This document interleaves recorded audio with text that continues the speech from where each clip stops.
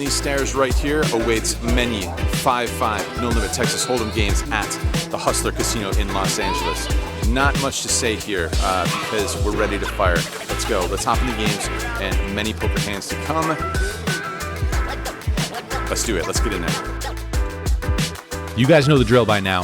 The meetup game concept is alive and well at Hustler Casino in Los Angeles, and we have a double-digit amount of 2-5 tables worth of people who like to watch poker vlogs and are going to do their damnedest to win some poker vlogger money, while also playing the occasional bomb pot along the way.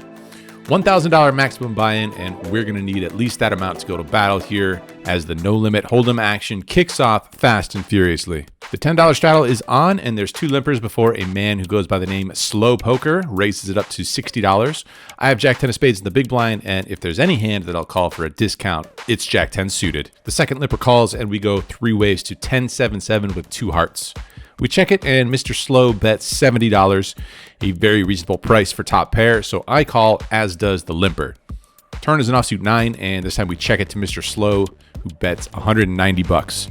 A bit of a tough one here since we pick up a gut shot to go along with top pair, but the board is paired with a flush draw that we don't have, and I'm not real happy with my kicker in a multi-way pot. So I decided to let this one go. Check out Slow Poker's YouTube channel to see what he had in this hand, but I'll give a bit of a spoiler. My pair of 10s would not have won at Showdown, and I'm happy with my line in this hand.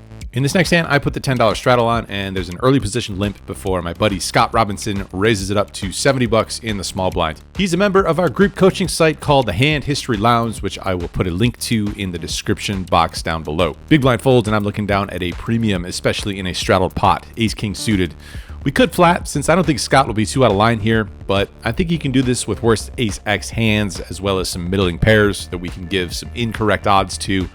All that is a fancy way of saying I have ace-king suited in a beat-up game in a straddle pot, and I 3-bet to $225. The limper gets out of the way before it's back to Scott, who thinks for not all that long before ripping it all in for about $1,000 effective. I was raising for value, and while it's probably unlikely now that he has a worse ace-x hand, we're of course never folding a hand this pretty, and I'm just hoping he doesn't have me too crushed. Turns out it's a classic race versus his pocket queens. My Hand History Lounge buddy. Good flop for you. Good answer.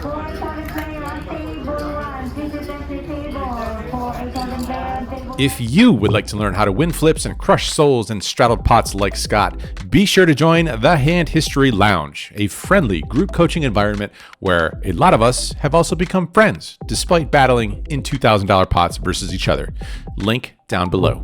All right, this time I've got the pocket queens, and I'm putting them to work with a $20 raise from under the gun. The UTG +2 spot doubles my bet up to $40. The button cold calls, and the big blind puts in a 4-bet to $140. This is one of those weird live poker spots where you don't really know what to make of it. If the 3-bet wasn't such a tiny sizing, I'd probably just fold here facing a cold 4-bet, but the 4-bet isn't that far off from what a normal 3-bet sizing would be.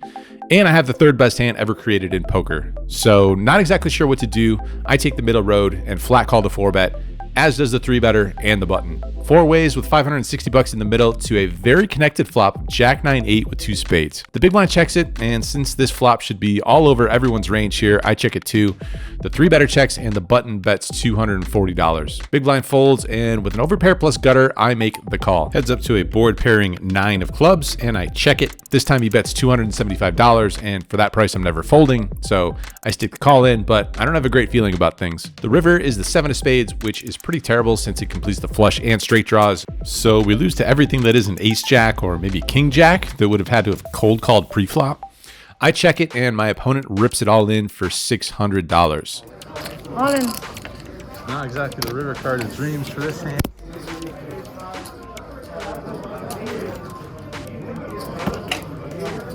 This is the first table I visited during this meetup game, and we found enough tough spots and big moments that might fill a full session some days. With my single overpair having shriveled up to a very weak holding, I let it go, and my opponent is nice enough to show us pocket jacks for a top set and rivered full house. Looking back at that pre-flop decision, it's tough to know what would have happened had I been more aggressive. Maybe he would have folded, getting us heads up and all in versus the big blind's hand, or maybe he would have called it off anyway. We'll never know, but what we do know is we're stuck about $1,500 after playing 1 hour on one single table of poker, and we have a lot more to get to. Moving off of the table of death and onto a new one, we see a raise to $15 from early position, and we look down at ace jack of diamonds.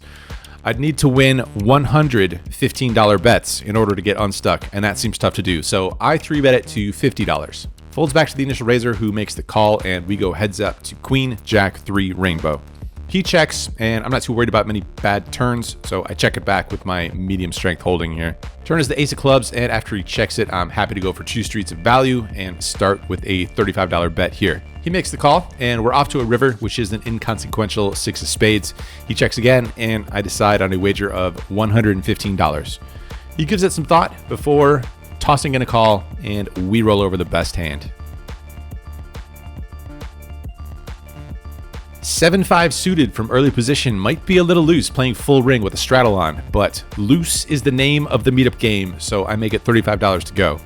The cutoff and straddler agree to the price, and we go 3 ways to king 6-5 with 1 club. First player checks, and I like a small bet here, sort of as a semi-bluff with lots of good turn cards for us.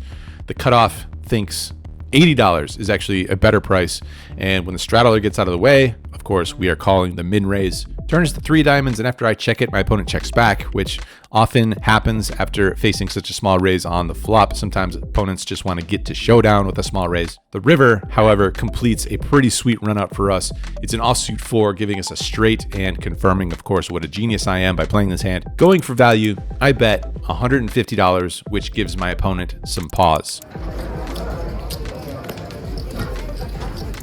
Still the same cards. Eventually, the curiosity gets the best of him, and he tosses it in. Oh my god!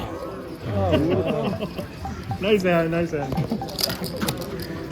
Nice run out, nice run out. Got blisters on your hand after that.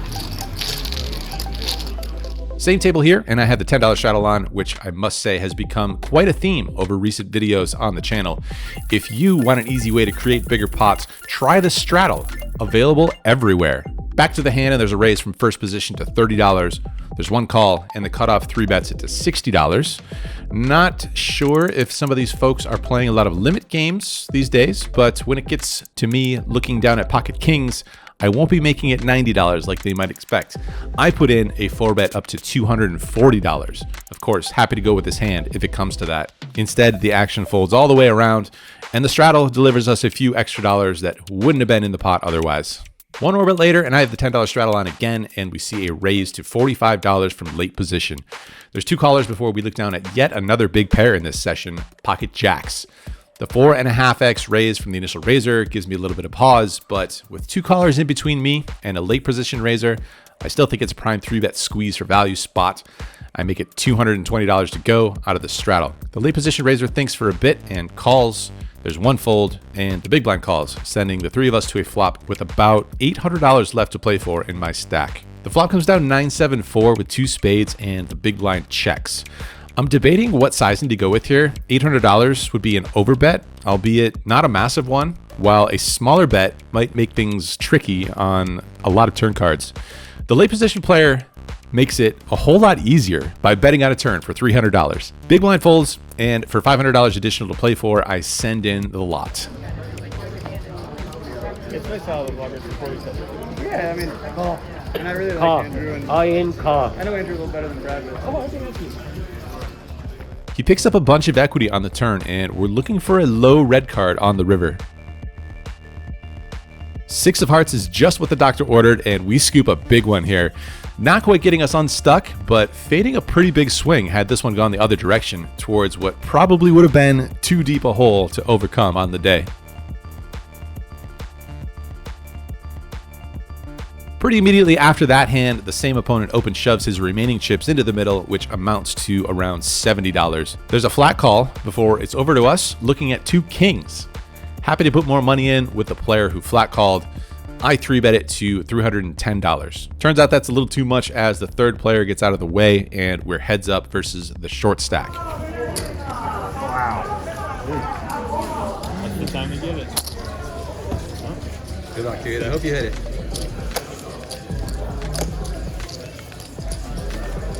Lose to my favorite YouTuber. Oh my god! It's only because you said that. Oh, All right. I'll take it. Just an unnecessary 10 on the river. An early position limp and a button raised to $20 in this hand before we look down at pocket jacks again in the big blind. 3-bet time again, this time for 80 bucks. The early position limper cold calls and the button calls, making this a 3-way flop. It comes down king high, all clubs, so I slow it down with a check and action checks through. Turns a brick and action checks through again. River's got another brick and action checks through one last time. I'm first to show and the other hands hit the muck.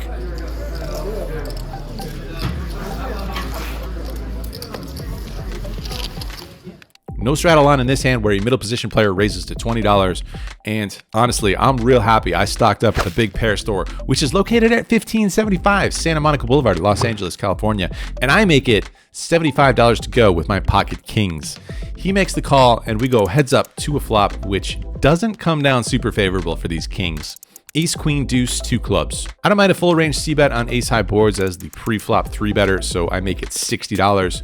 My opponent calls, and we're off to a turn, which is the 8 of clubs. Very ugly board, so I check, and my opponent checks back. River's the 3 of hearts, and I'm trying to get to showdown with a check, but my opponent wants $120 to do so. I can't beat much of anything here, and kings would be a bad hand choice to try and hero call with, since we'd want him to have something like king queen or king 10. So we send the kings into the muck, and my opponent is nice enough to show us a red ace.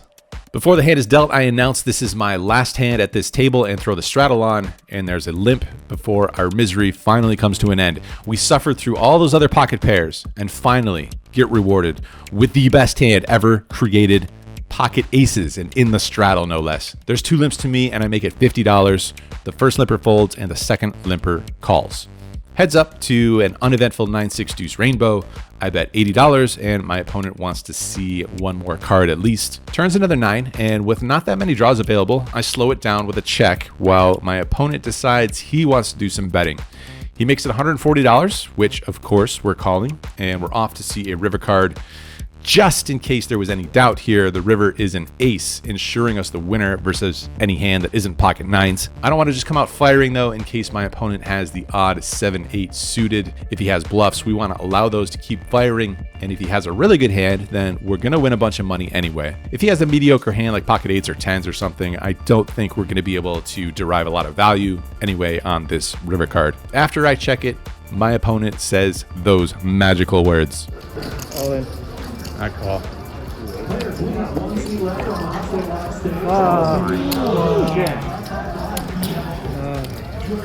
Sick one.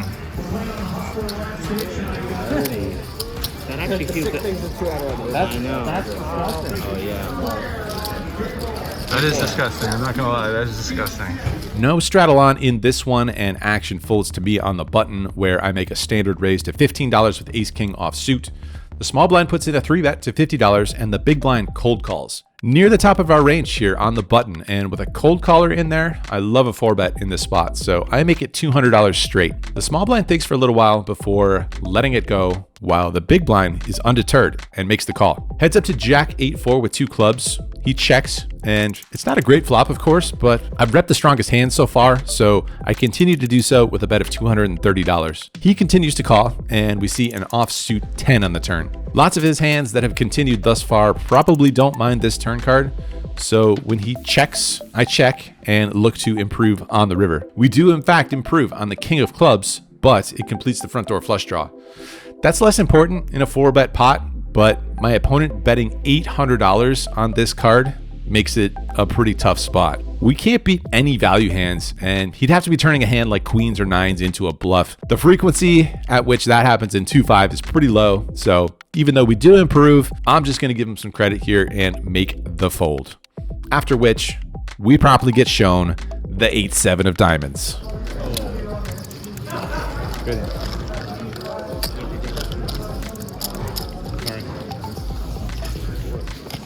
I don't know. I think you just have a pair of 8s, right? Yeah. I get a lot of questions about whether I get a lot of action from people who want to make the vlog, and the answer is definitely yes. But sometimes it's not the easiest kind of action. Sometimes they make it tough on me, and kudos to anyone who gets in the mix and comes out swinging. Check out this lighting up here. This is, I don't even know what you call this bar up here, but this is the upstairs bar here at the Hustler Casino. The red light district, I'm gonna call it. That's not what it's called, but that's what it's. Fun session here. Things were incredibly swingy today. It was not looking too bright after table number 1, down $1,300 in the early going.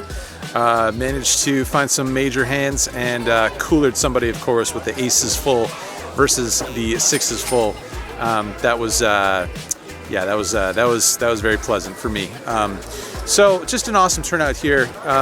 Just can't say enough about the continued excitement for these meetup game events and for the poker vlogs in general on YouTube. To get 12 tables worth of people not burnt out on this concept at all. Just good times here at the poker tables, you know, aside from the people that had sixes full cracked. But yeah, just awesome times. I'm gonna go back here and have a couple beers with people, chill. We got more poker tomorrow, playing low stakes. So, you know, just thankful. Thankful as always. Things are great at the moment. Things are happening down in Texas. Meetup games continue, coming here every other month to the Hustler Casino in Los Angeles. And yeah, just good stuff all around. So signing out from this particular meetup game.